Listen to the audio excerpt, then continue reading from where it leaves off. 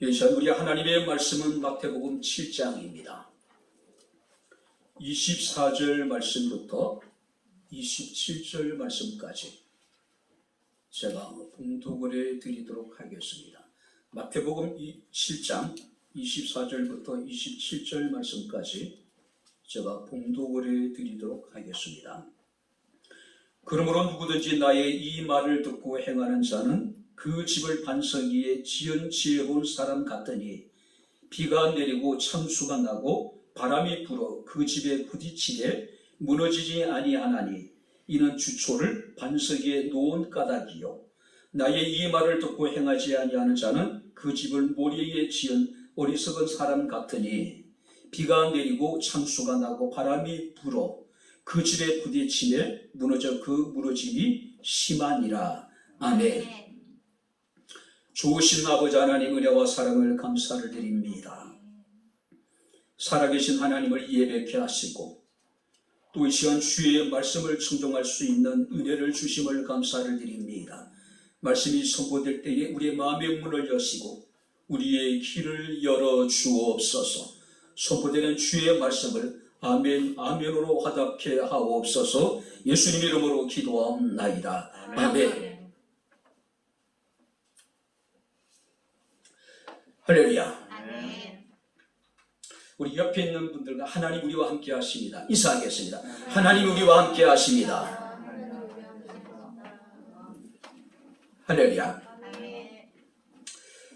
제가 언젠가 우리 교인들에게 소개했던 매튜 미드라고 하는 분의 유사 그리스도인이라고 하는 책이 있습니다. 부제는 그의 그리스도인이 될 뻔한 사람. 자, 이 책에 보게 되면 유사 그리스도인에 대해서 뒤집어지지 않는 전병이라고 표현하고 있더라고요. 호세아서 7장 8절에 그러니까 뒤집어지지 않는 전병.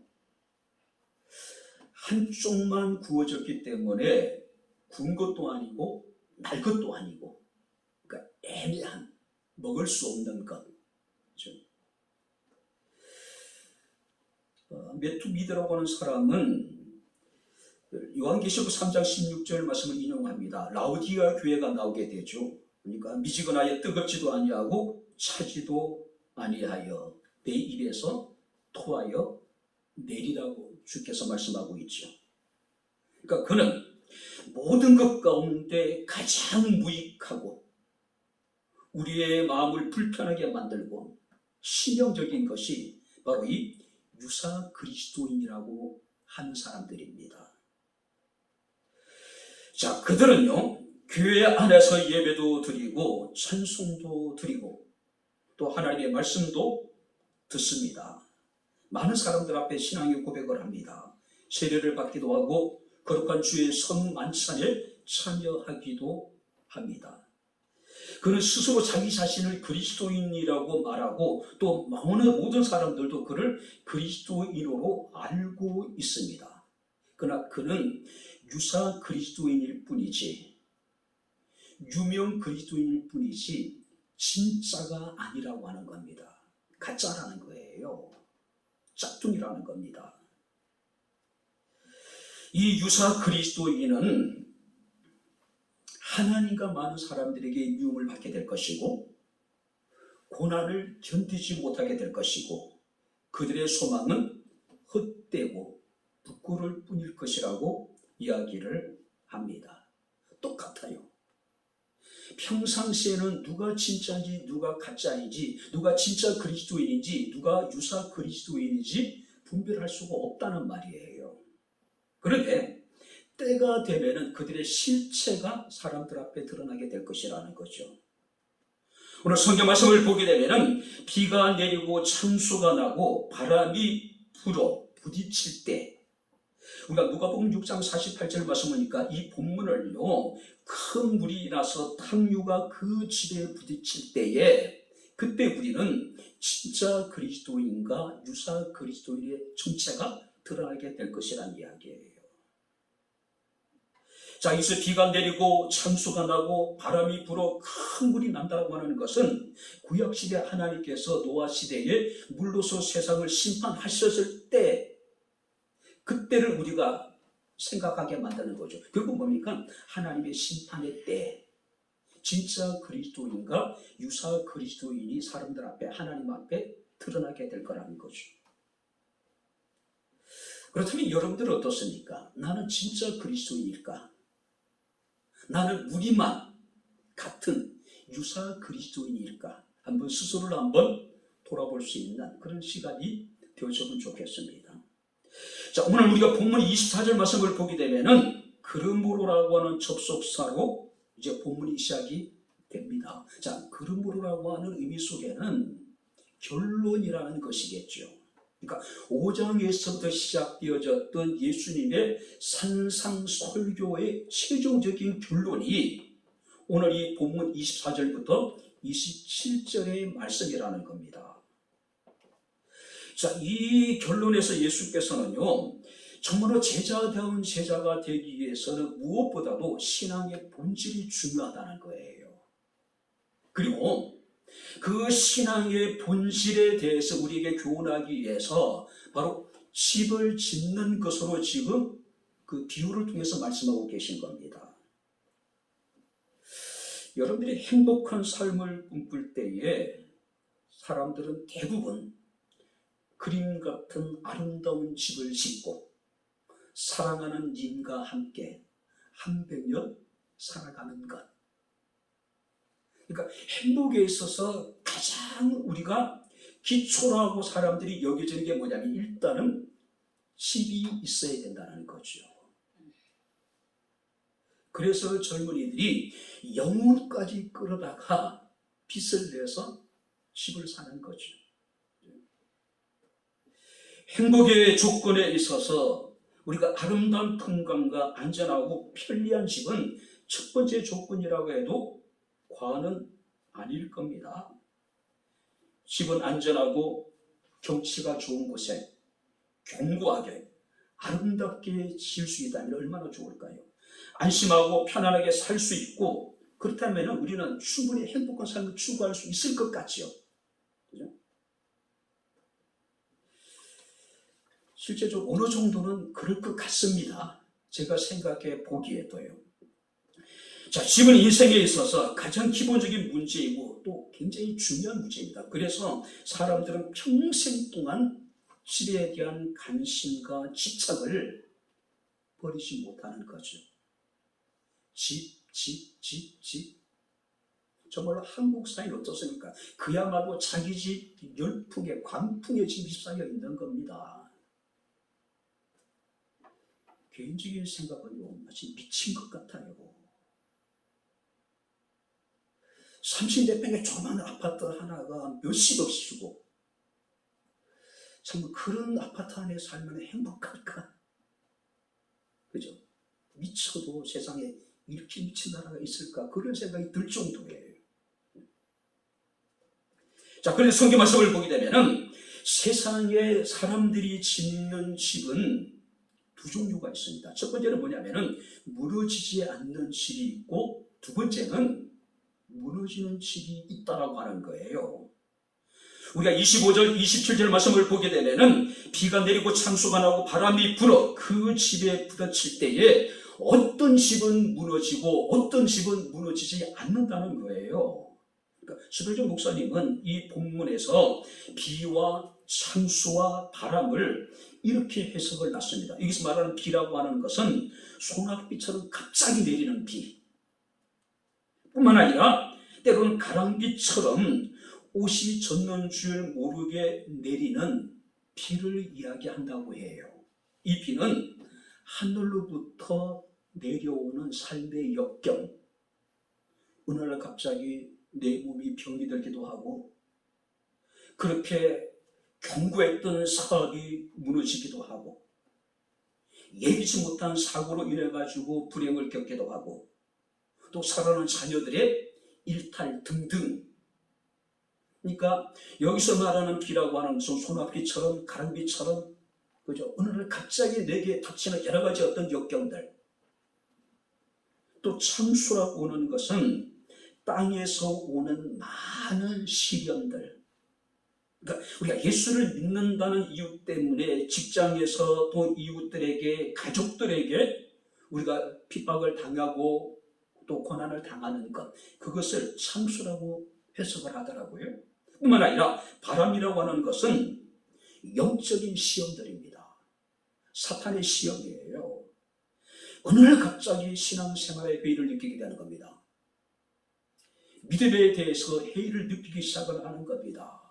예배를 드려도 찬송을 하고 기도를 해도 신앙의 어떤 의미를 깨닫지 못하는 거예요. 굉장히 열정적일 때는 목사가 전화만 해도 반갑고 감사한데 신앙의 회의에 빠지게 되면 어떻습니까? 목사 전화를 받지 않는 겁니다. 차단시켜버리는 거예요. 그죠? 지금은 고객의 전화를 받을 수 없으니 뭐 이런 식으로요. 자, 그런데 성경 말씀을 보게 되면은 비가 내리고 창수가 나고 바람이 불어 그 집에 부딪힌다. 자, 여기 보세요. 비나 창수나 바람이라고 하는 것은 집에 치명적인 손상을 입힐 수 있는 위험한 것들이라는 거죠. 근데 보세요. 우리가 무너지지 않는 집을 지어놓은 사람도, 무너지는 집을 짓는 어리석은 사람에게도 반드시 비가 내리고 창수가 일어나고 언제든지 바람이 불어온다는 이야기예요. 그죠?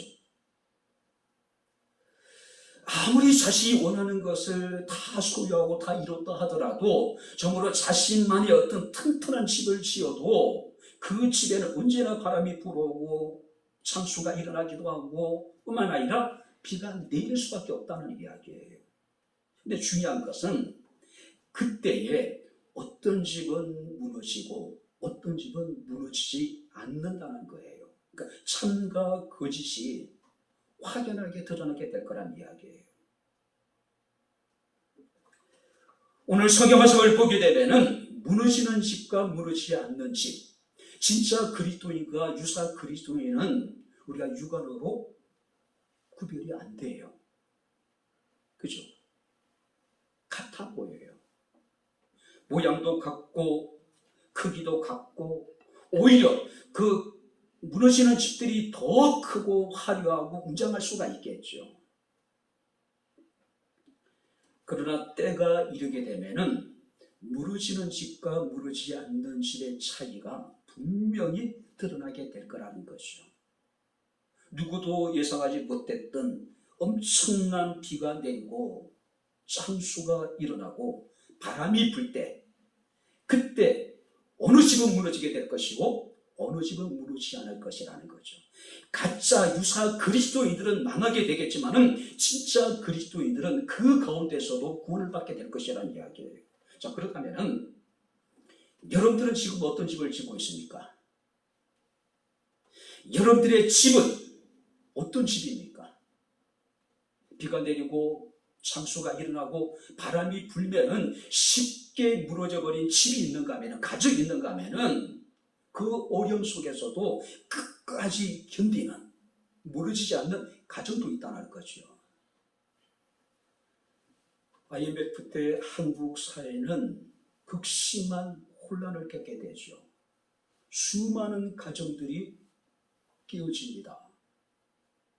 수많은 회사들이 부도가 나고 수많은 교회들이 말로 표현할 수 없는 엄청난 고통을 겪습니다. 인생에 비가 내리고 창수가 일어나고 바람이 부니까 튼튼하지 못한 어리석은 자들의 어떤 여러분들이 우리가 무너질 수밖에 없는 집들은 무너지게 되는 거죠. 그죠? 물론 불과 학력적인 상황도 있을 수가 있겠죠. 자, 그렇다면은 오늘 우리가 무너지지 않는 집은 어떤 집일까? 무너지지 않는 가정은 어떤 가정일까? 우리가 주의 말씀을 살피면서 우리가 함께 은혜를 나누도록 하겠습니다. 자, 24절 말씀 우리 다시 한번 같이 읽겠습니다. 그러므로 누구든지 나의 이 말을 듣고 행하는 자는 그 집을 반석에 지은 지혜로운 사람 같으니. 무너지지 않는 집, 무너지지 않는 가정은요, 반석 위에 든든하게 지은 집입니다. 할렐루야. 아멘. 자, 집은요, 어떤 기초 위에 세웠느냐가 무너짐의 여부를 결정을 합니다. 자, 누가복음 6장 48절에 이 본문과 병행되는 말씀이 있는데, 집을 짓되 깊이 파고, 어디까지 파냐면은 반석이 나올 때까지 깊이 파들어가는 겁니다. 주초를 반석 위에 놓은 사람이 지혜로운 사람이라고 이야기하고 있어요. 우리가 지하공사, 기초공사라고 하는 것은 깊으면 깊을수록 굉장히 튼튼하겠죠. 경비가 든다고, 그죠? 공사 기간이 너무 길다고 대충 적당히 우리가 기초공사나 다면 어떤 일이 벌어지게 될까요? 반드시 어려운 일을 만날 수밖에 없겠죠. 그죠? 한국의 여의도에 63빌딩이 지어졌을 때에 언론에서 63빌딩에 대해서 대대적으로 이제 보도를 합니다. 아시아 최고의 고층 건물이 63빌딩이 이제 여의도에 들어서는 거예요. 그러니까 세간의 관심, 세간의 화제가 되었습니다. 아니, 여의도는 우리가 모래 섬이잖아요. 근데 그곳에다가 아시아 최고 높이, 동양 최고의 건물을 짓는다?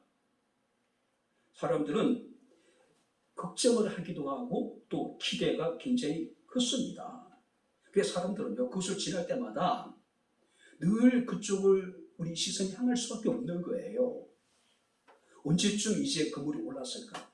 도대체 64층의 빌딩이 얼마나 높을까? 우리는 상상할 수 없었던 그런 시대였잖아요.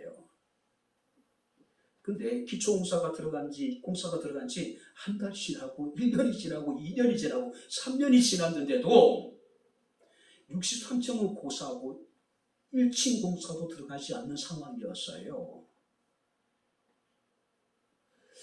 근데 어떤 분이 현장 소장한테 물었습니다. 아니, 63층을 짓는다는데 아직까지 3년이 지났는데도 아니, 건물 모양도 보이지 않는 거예요. 왜 이렇게 공사가 더딥니까? 그때 현장 소장이 그런 얘기를 했다 그러죠. 건물이 높으면 높은 것만큼 기초공사가 굉장히 중요한 거죠. 그죠? 끝없이 파내려가는 겁니다. 어디까지요? 63층의 건물이 견딜 수 있는 그런 기초공사가 이루어질 때까지. 그죠? 자, 그렇다면 오늘 성경 말씀을 보게 되면은 우리 집을 짓는 데 있어서 그 집의 기초가 되는 반석은 누구일까요? 우리 고린도전서 10장 4절 말씀을 보게 되면은 신령한 반석으로부터 마셨음에 그 반석은 한번 따라해 보시기 바랍니다. 예수 그리스도시라. 할렐루야. 우리가 마태복음 16장 말씀을 보게 되면은 예수께서 제자들에게 물으셨습니다. 사람이 나를 누구로 하더냐? 그때 제자들이 사람들의 이야기를 예수께 전하지요. 그때 예수께서 제자들에게 다시 물었습니다. 너희는 나를 누구라 하느냐? 그때 베드로가 주는 그리스도요 살아계신 하나님의 아들이라고 하는 놀라운 신앙의 고백을 합니다. 주님께서는 베드로를 칭찬을 하셨어요. 그리고 말씀하시기를 이 반석 위에 내가 내 교회를 세우리니. 여기서 말하는 반석은 뭡니까? 예수 그리스도를 믿는 믿음을 말하고 있는 거예요. 사랑하는 성도 여러분들은 우리는 어떤 기초 위에다가 우리의 집을 지어야 될까요? 어떤 기초 위에다가 우리의 가정을 세워 나가야 될까요? 우리의 반석이신 예수 그리스도입니다. 할렐루야. 예수 그리스도를 믿는 믿음 위에 우리의 가정이 세워져 가야 된다는 거예요. 그래야지 비가 내리고 창수가 일어나고 바람이 불어도 무너지지 않는 거예요. 1970년 제가 서울에 올라오기 바로 전해입니다. 서울 마포에 와우 시민 아파트가 입주를 하기 시작을 했습니다. 자, 아파트가 완공된 지 4개월, 사람들이 입주하기 시작한 지 20일밖에 되지 않은 아파트가 그야말로 한 동이 그대로 주저앉았습니다. 33명의 주민들이 죽고 39명의 주민들이나 또 공사 현장에 있는 사람들이 엄청난 피해를 입었습니다. 정부에서 난리 났죠.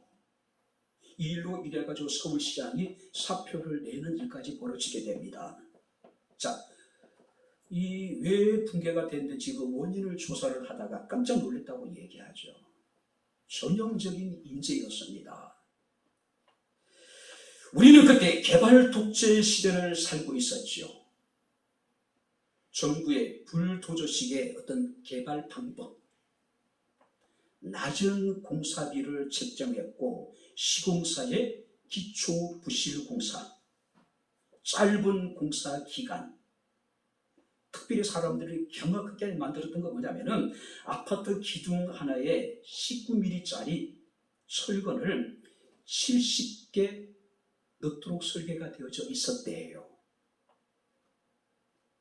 근데 조사를 해보니까 12분의 1, 아파트 기둥 하나에 철근이 5개밖에 들지 않았다는 거예요. 아니, 70개가 들어야 될 철근이 5개밖에 들어가지 않았으니 어떻게 무게를 견뎌내겠어요? 콘크리트, 시멘트 배합 비율도 마찬가지입니다.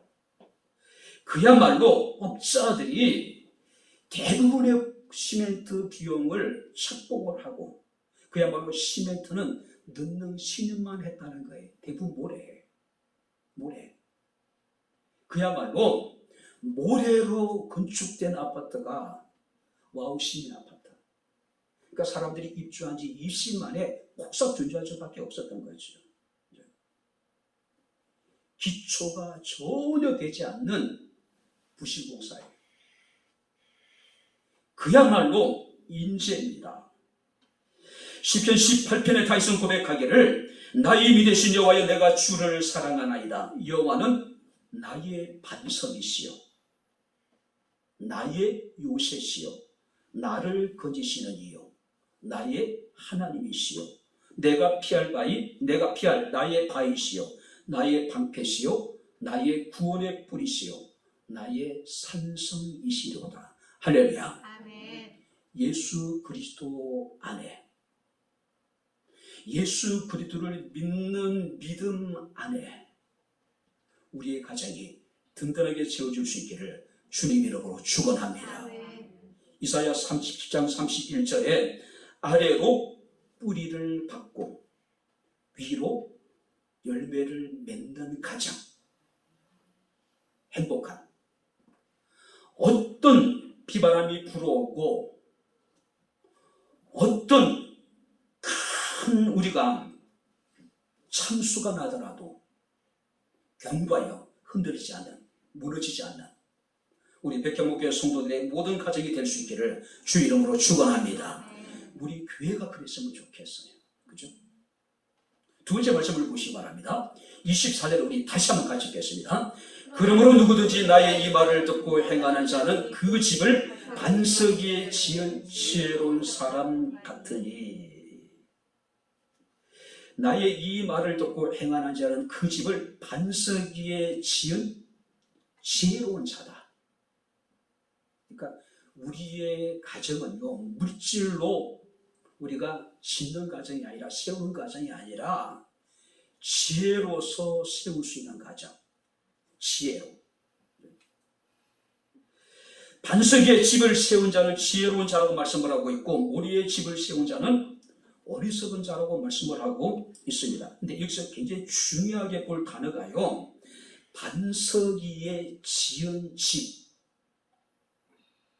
자, 그런데 그리고 말씀을 듣고 행하는 것은 반석 위에 집을 지은 지혜로운 자라고 이야기하고 있잖아요. 자, 여기서 말씀을 듣고 행하는 것은 시제가 현재형이에요. 그런데 반석 위에 집을 짓고 주초를 반석 위에 놓는다는 단어는 시제가 과거 완료예요. 또 모래 위에 집을 짓는다는 이 단어의 시제도 과거 완료예요. 무슨 얘기입니까? 주의 말씀을 듣고 행하는 자는 이미 반석 위에 자신의 집을 지은 자라는 이야기예요. 다시 말해서 이미 예수님과의 관계 안에 들어와 있는 자고 구원을 받은 자라는 이야기예요. 예수님의 안에 있기 때문에 구원을 받았기 때문에 그들의 주의 말씀을 듣고 그들은 지혜롭게 행하는 자들이라는 이야기예요. 자, 여기 보세요. 우리가 지금 주의 말씀을 듣고 우리가 지금 반석의 집을 지어 나가는 것이 아니라 이미 우리의 집은 반석이신 예수 그리스도 안에, 주를 믿는 믿음 안에 우리가 지어져 있다는 거예요. 지어져 있다는 거예요. 여러분들이 가인이 동생 아벨을 쳐 죽이죠. 성경 말씀을 보게 되면은 가인이 동생을 죽였기 때문에 악한 자였을까요? 그가 원래 악한 자이기 때문에 동생을 시기해서 동생을 죽였을까요? 성경은요, 그가 원래 악한 자였어요. 왜냐하면 하나님이 그의 제사와 제물을 하나님이 그 자신을 받지 않으신 거예요. 왜? 그가 악한 자에 속했기 때문에. 여러분들이 그렇다면은 여러분들이 오늘 선거들의 주의 말씀을 듣고 그 말씀 우리가 기쁨으로 받고 그 말씀을 여러분들이 생활 속에서 순종한다면은 여러분들은 이미 반석 위에 그리스도를 믿는 믿음 위에 집을 세운 자입니다. 할렐루야. 여러분들의 집은 어떤 비가 내리고 홍수가 일어나고 바람이 불어도 흔들리지 않는 믿음의 집을 여러분들이 지은 사람이라는 거죠. 이스라엘은 국토 대부분이 산악지대로 이루어져 있습니다. 그리고 석회암 지대예요. 석회암 지대. 그러니까 여러분 지도를 보게 되면은 우리나라는 영동 지방의 태백산맥이 쭉 이렇게 이제 가로막고 있잖아요. 그래서 영동과 영서를 이렇게 나누잖아요. 근데 이 이스라엘은요, 국토 중앙에 거대한 산액지대가 위에서부터 쭉 밑에까지 이어져 있어요. 그리고 동쪽과 서쪽에 이제 평야지대입니다. 그러니까 계곡이 많아요. 북쪽에 높은 산들이 있습니다. 헐몬산이라든지. 그러니까 북쪽에서 갑자기 많은 비가 내리게 되면 어떻습니까? 그 물들이 계곡을 타고 평야지대로 흘러내려버려요. 그런데 비가 많이 내리지 않을 경우에는요, 그 하천들, 그러니까 개천을 다 흘러냈던 비들이 이제 하천을 통해서 이제 평야지대를 흘러갈 거 아니에요. 그럼 물이 말라요. 그러니까 개울들이 말라요. 그것을 와디라고 이야기를 합니다. 그러니까 때로는 1년, 2년 전혀 물길이 보이지 않는 겁니다. 사람들은 그 길로 다녀요. 근데 보세요. 그나마 산 쪽은 굉장히 이제 그 석회암으로 구성되어져 있기 때문에 농사를 짓기가 힘들어요. 그래서 대부분 사람들은 산 쪽에다가 마을을 조성하고 집을 짓고 생활을 해요. 그리고 평야지대는 항상 퇴적물이 쌓이다 보니까 그곳은 좀 기름져요. 그러니까 농사는 평야지대에서 짓고 일상생활은 어디서 합니까? 산에 있는 마을, 그러니까 자기 집에서 하게 된단 말이에요. 그런데 문제는 농사와 짓는 곳이 자신의 일상의 생활 공간이 너무 멀어. 귀찮잖아요. 농사를 지어서 산에 있는 마을까지 끌고 올라가야 되잖아요. 귀찮잖아요. 그러다 보니까 일부 사람들이 집을 산에다 짓지 않고 어디다 짓습니까? 평야지대로 내려와서 집을 지어요. 근데 그냥 평야지대가 아닙니다. 나름대로 집을 지을 때는요, 이곳이 물이 흐르는 길인지, 이곳이 이제 그 개천이 말라서 와디가 된 곳인지 아닌지를 살피고 난 다음에 나름대로 조심스럽게 집을 지어요. 근데 평상시는 모릅니다. 근데 갑자기 많은 비가 내리게 되고 큰 홍수가 일어나게 됩니다. 바람이 불기 시작해요. 그럼 어떤 일이 벌어지게 됩니까? 산악지대에 엄청난 물들이 평야 지대를 덮어버리는 거예요. 아니 평상시는 개천이 말라가지고 사람들이 그 길을 따라서 움직이기도 하고 그곳에서 이제 농사도 짓고 했는데 그래서 안전하다고 생각해서 집을 지었는데 갑자기 많은 비가 내리거나 홍수가 나게 되면은 완전히 평야들을 썰어버리는 거예요. 썰어버리는 거죠. 자, 사람들은요 편리함에 그것이 자신들에게 지혜롭다고 생각한 거예요. 평야지대에 농사를 지어서 산에 있는 마을까지 그것을 옮기고 귀찮잖아요. 왔다 갔다 하기도 시간도 너무 많이 들고 그죠? 낮은 곳에 집을 지으면 시간도 절약되고 그죠? 오히려 일을 할 수 있는 시간들이 좀 더 많이 벌 수 있던 것 같기도 하고 이게 지혜롭게 여겨지잖아요. 그런데 그것이 어리석은 것이라는 거죠. 왜냐하면 평상시에는 모르는데 비가 오고 홍수가 나게 되면 다 썰어버려요. 집도 농작물도 가재도구도 또 모든 양식도 사람의 생명까지도 썰어가 버려요. 자, 여러분들이 불이 지나가고 나면 그래도 남는 게 있어요. 그러나 홍수가 나면요 모든 걸 다 썰어가 버려요. 홍수가 나면 먹을 게 없어요. 먹을 게 없어요. 한마디로 여러분들이 편리함에 자기 자신의 지혜를 따라서 평지에다가 낮은 곳에다가 집을 짓다 보면은 어느 날 갑자기 비가 내리고 홍수가 나고 바람이 불어서 물이 부딪히게 되면은 다 잃어버린 거예요. 이런 허망한 일이 어디 있을까요? 어떻게 이루는 어떻게 지은 집인데 어떻게 농사를 지어서 창고에 들여놨는데 그것을 다 썰어가 버리는 거예요.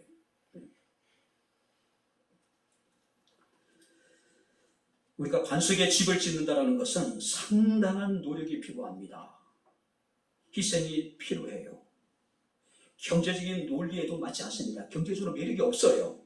왜냐하면 아무리 석회암이라 하더라도 기초공사를 하면 파내야 돼, 깎아내야 되잖아요. 근데 평야에 지으면 그냥 쉽게 지을 수 있는 거예요. 시간도 많이 들고 비용도 많이 들고 해결해야 될 수고를 일들이 정말 많은 거예요. 그래서 사람들이 편리함에 자기 생각에 좋은 대로 그들은 모래에다 집을 짓는 거예요. 언제 홍수가 나서 썰어갈지 모르는 위태위태한 상황 속에서 그들은 무리하게 집을 짓는 겁니다. 그래서 성경 그들 어리석은 자리예요. 많은 희생이 따르더라도 시간과 비용이 들더라도 불편함이 있더라도 그것을 감수하면서 우리는 믿음의 집을 짓는 지혜로운 사람이 되어야 돼요. 신앙은 보이지 않는 내면의 문제라고 이야기를 합니다. 그리스도인은 보는 것만으로 하지 않는 사람들이잖아요. 아브라함의 조카였던 롯은 눈을 들어 요단들을 바라본즉 와, 애굽 땅처럼 너무 기름진 거예요. 비옥한 거예요. 결과는 뭡니까? 소돔과 고모라 성이 하나님의 유황불의 심판을 받을 때에 모든 것을 다 잃어버려요. 그가 살아계던 아내조차도 자신의 것에 대한 미련을 버리지 못하고 뒤를 돌아보다가 소금 기둥이 되는 비극을 맞게 되는 모습을 우리가 보게 됩니다. 빌립보서 3장 20절에 우리의 시민권은 하늘에 있는지라. 골로새 3장 1절 2절에 그래서 사도 바울은 골로새 교회 성도들에게 그러므로 너희가 그리스도와 함께 살리심을 받았으면 한번 따라해보시기 바랍니다. 이의 것을 찾아라. 이의 것을 생각하고 땅의 것을 생각하지 말라. 땅의 것에 집착하지 말고 이의 것을 생각하고 이의 것을 찾으래요. 이런 자가 지혜로운 자예요. 우리의 가정이 이런 지혜에 이에 우리가 세워져 나가야 된다는 이야기예요. 히브리서 11장 말씀을 보게 되면 믿음의 선지자들의 삶이 기록되어 있습니다. 그들은 더 나은 제사를 드리고 더 나은 본향을 사모했고 더 나은 부활을 사모했던 사람이고 하나님이 예비하신 더 좋은 것을 바라보았기 때문에 이 땅에 겪는 어떤 고난도 시름도 역경도 환난도 두려워하지 않았어요. 애써 피하려고 하지도 않았다는 이야기예요. 하나님의 나라를 바라보고 하나님의 약속을 바라보고 눈에 보이는 성공보다는 보이지 않는 영적인 성공을 바라보는 사람, 아름다운 지혜로 든든히 세워진 우리 가정들이 될 수 있기를 주 이름으로 축원합니다. 마지막으로 세 번째 24절 다시 한번 같이 읽겠습니다. 그러므로 누구든지 나의 이 말을 듣고 행하는 자는 그 집을 반석에 지은 지혜로운 사람 같으니, 누구든지 나의 이 말을 듣고 순종하는 사람은 지혜로운 사람이다. 이런 사람들의 집은 비가 내리고 참수가 일어나고 바람이 불어도 부딪혀도 무너지지 않는데요. 말씀 위에 든든히 세워진 가정. 반면에 26절 말씀을 보게 되면 나의 이 말을 듣고 행하지 아니하는 자는 그 집을 모래에 지은 어리석은 사람과 같다고 말씀하고 있습니다. 여기 보세요. 어리석은 사람과 지혜로운 사람, 믿는 자와 믿지 않는 자를 이야기하는 걸까요? 아니에요. 어리석은 자도 또 지혜로운 자도 중요한 것은 그들이 다 주의 말씀을 듣는 사람이라는 거죠. 한 사람은 진짜 그리스도인이고 한 사람은 유사 그리스도인이에요. 자, 진짜 그리스도인은 주의 말씀을 듣고 순종하지만은 유사 그리스도인은 주의 말씀을 들어도 순종하지 않는 거 아니에요. 않는 사람이라는 거죠. 그죠? 중요한 건 일단은 주의 말씀을 듣는다는 겁니다. 지혜로운 사람도 주의 말씀을 듣고 어리석은 사람도 주의 말씀을 들어요. 진짜 그리스도인도 주의 말씀을 듣고 유사 그리스도인, 가짜 그리스도인도 교회에 나와서 예배를 드리고 주의 말씀을 들어요. 문제의 차이는 뭘까요? 듣고 행한가 듣고 행하지 않는 거예요.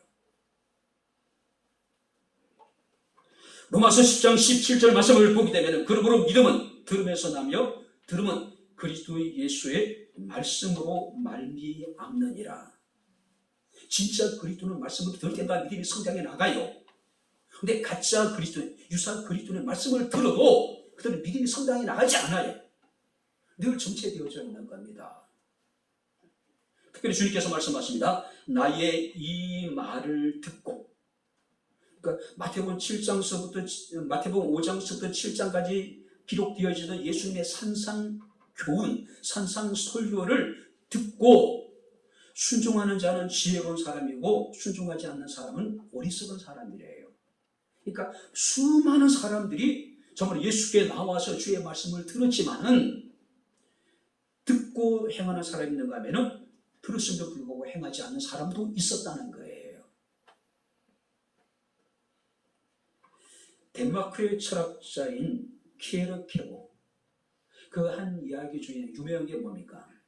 절망은 죽음에 이르는 병. 근데 그 키에르케고가 이런 얘기합니다.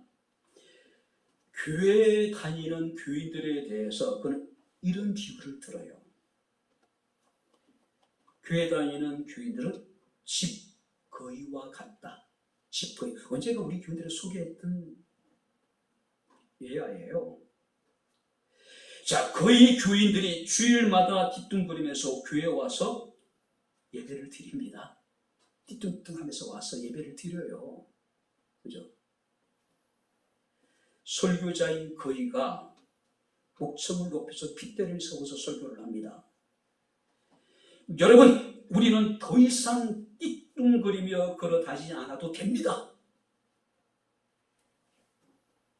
이 좁은 장소에만 머물러 있을 필요도 없습니다. 우리는 날개를 펴서 저 창공으로 날아갈 수 있습니다. 더 먼 지역으로, 더 축복받은 땅으로 날아갈 수 있습니다. 거의 교회들이 아멘 환호하는 거예요. 늘 띠뚱거리면서 걸어만 다니는데 자신들의 날개가 있잖아요. 이 날개를 펴서 얼마든지 높은 곳으로 멀리 날아갈 수 있는데 왜 띠뚱띠뚱하면서 걸어서 다니냐 이거죠. 거의 교인들이 환호합니다. 아멘, 아멘. 감동의 물결이죠. 그렇지 않습니까? 우리 부흥회 한번 가보면 진짜 그런 것 같아요. 야, 부흥회 분위기 보면 저 사람들이 세상을 뒤집어 엎을 것 같아요. 근데 부흥회를 마치고 문을 나서는 그들의 모습을 보게 되면 어떻습니까? 거의 교인처럼 띠뚱띠뚱거리고 나가는 거예요. 어깨가 쭉 쳐져가지고. 세상의 모든 염려와 근심을 다시 다 찾아서 자신의 등에 지고 힘없이 걸어 나가는 거예요. 그 붕의 뜨거운 열기, 그 감동적인 그 열기는 어디로 사라지고. 예배를 마치고 그의 교인들은 다시 이제 자신의 집으로 돌아갑니다. 날아서 가는 것이 아니라 인류로 쭉 줄을 서서 띠뚱거리면서 걸어가는 거예요. 케이로케고가 얘기하고 있는 것이 말씀을 듣고 순종하지 않는 현대의 교인들을 비유하고 있는 거예요.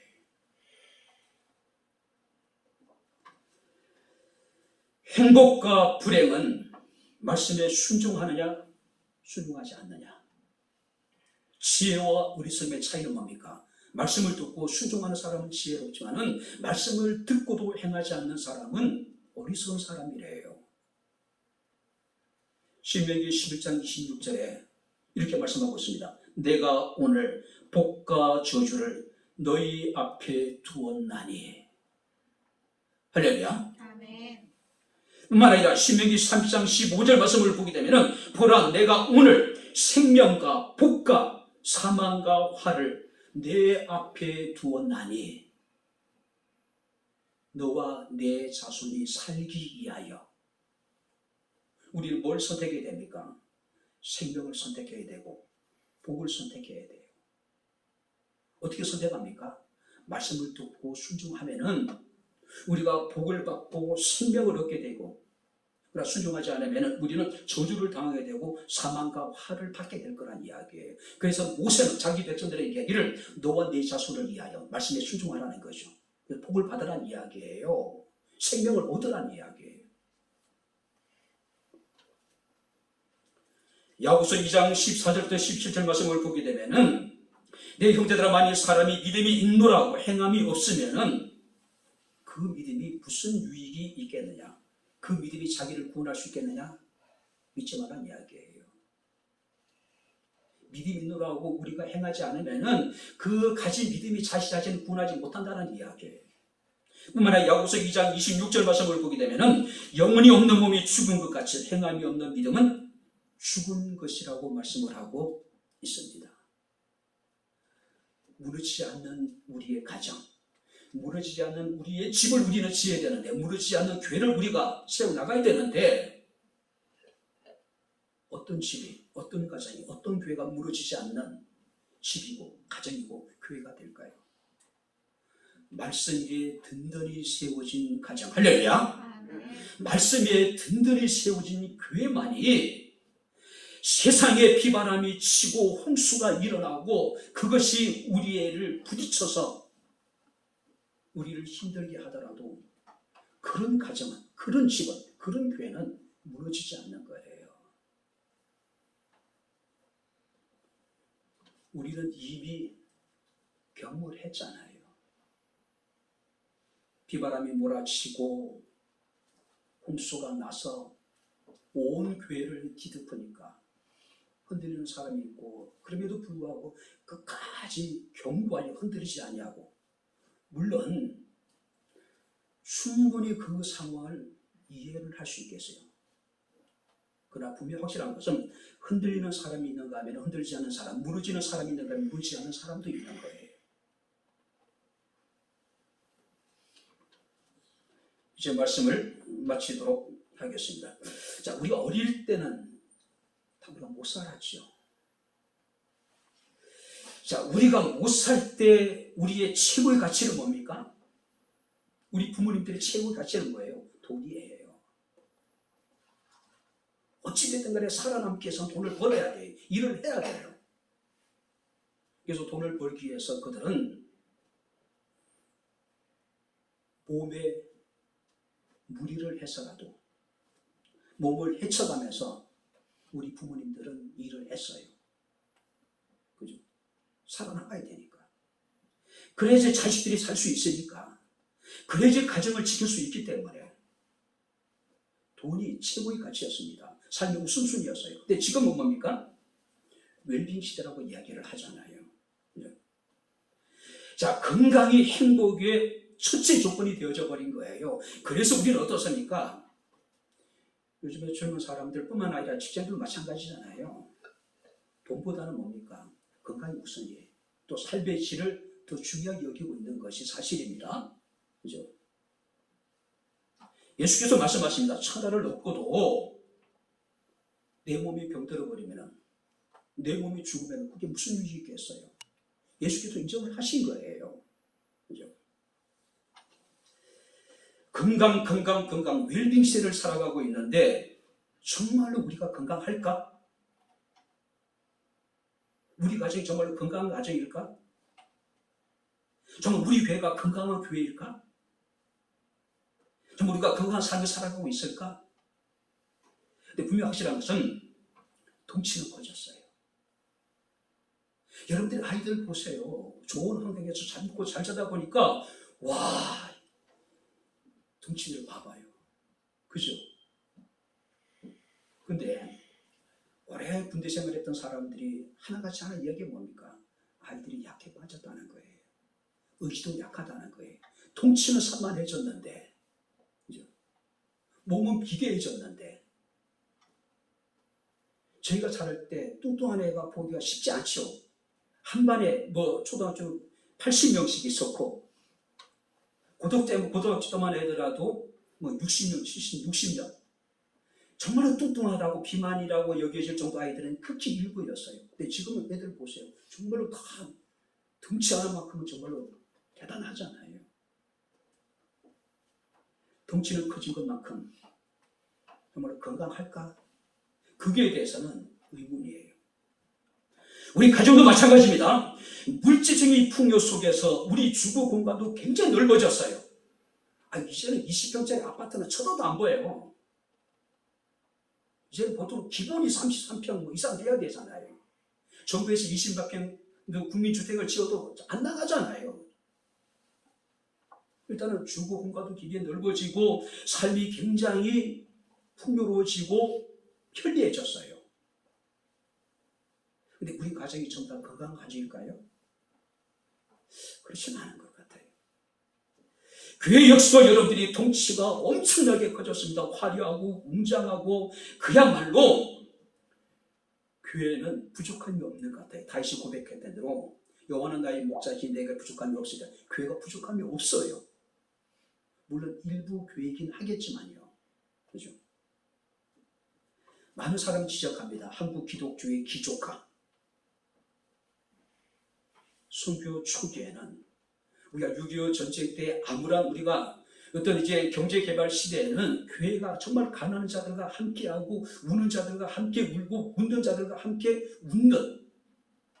근데 오늘날 교회 모습을 보면은요, 기독교의 기족화. 기족이에요, 교회가 이제는. 목회자가 기족화 되어져 버렸어요. 물론 일부이긴 하겠지만요. 한국 교회가 건강할까?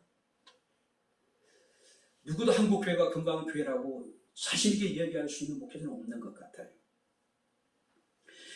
우리 아이들이 위기라고 이야기합니다. 가정의 위기라고 이야기를 합니다. 교회의 위기라고 이야기를 해요.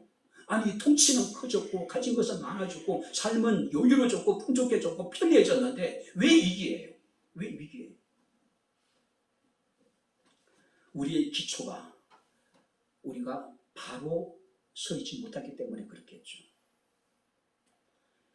여호와를 경외하는 것이 모든 지혜와 지식의 기본이라고 이야기하는데 우리가 그것이 없는 겁니다. 사도 바울은 골로새계 성도들에게 이렇게 말씀하고 있습니다. 그러므로 너희가 그리스도 예수를 주로 받았으니 그 안에서 행하되, 한번 따라해 보시기 바랍니다. 그 안에 뿌리를 박으며 그 안에 뿌리를 깊이 내리고 세움을 받아 교훈을 받은 대로 믿음에 굳게 서서 늘 하나님께 감사하라. 바랍니다. 믿음의 반석 위에 든든히 세워진 가정, 아름다운 지혜로 든든하게 세워진 가정, 말씀 위에 든든히 세워진 가정, 바람이 불고 홍수가 나고 비가 내려서 우리에게 부딪힐지라도 흔들리지 않는 가정, 무너지지 않는 가정, 그런 교회, 바로 우리 가정들이 될 수 있기를, 우리 교회가 될 수 있기를 주님 이름으로 축원합니다. 기도하겠습니다. 좋으신 아버지 하나님, 하나님의 은혜와 사랑을 진심으로 감사합니다.